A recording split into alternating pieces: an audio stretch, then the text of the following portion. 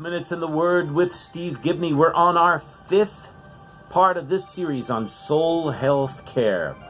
And we're dealing with the call of Matthew. And we've seen some of those different things. And I'm going to just skip over some of our commentary to go into the crux of this. When Matthew was called, he had a party with his friends. You see, he celebrated in the only way that he knew how. He figured that when good things are happening, it's time to have a party. And I know a lot of people that I've worked with throughout the years, boy, do they look forward to Fridays. And don't get me wrong, they want to go out and they want to party and they want to have drinks and they go to the clubs and this and that. They want to enjoy their time off. Or for some people who work and have families, they want to go away, go on little vacations, do that, and I got that. But Matthew, he wanted to have a party. And he did.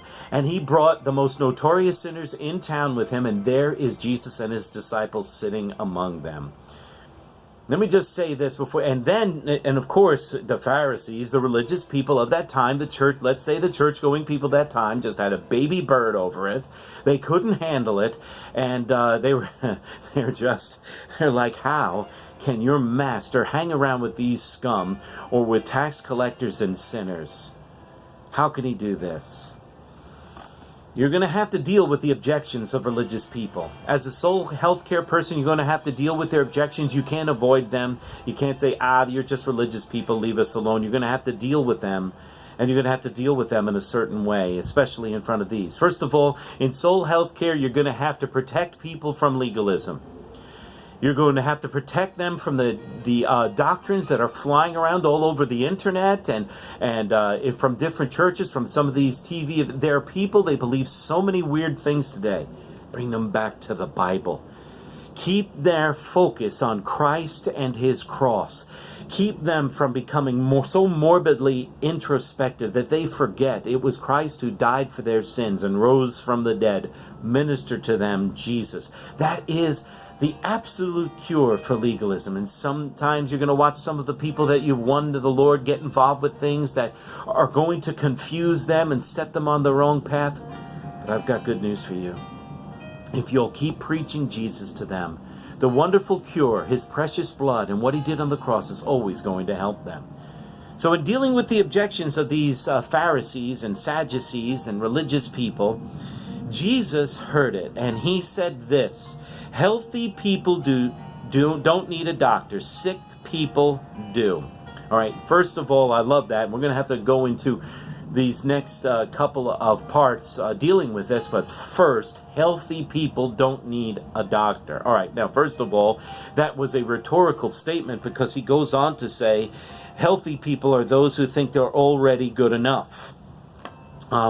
But he's come to call sinners. So he identifies sick people with those who have broken God's law and are suffering the consequences of God's law and in danger. Their soul is in peril and in danger.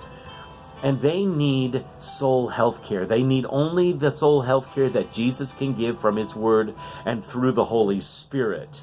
Okay? Now, Jesus approaches that and he says that they need a doctor. So obviously he has identified himself as the great physician. And that's the way he sees them. He didn't say they got it all together.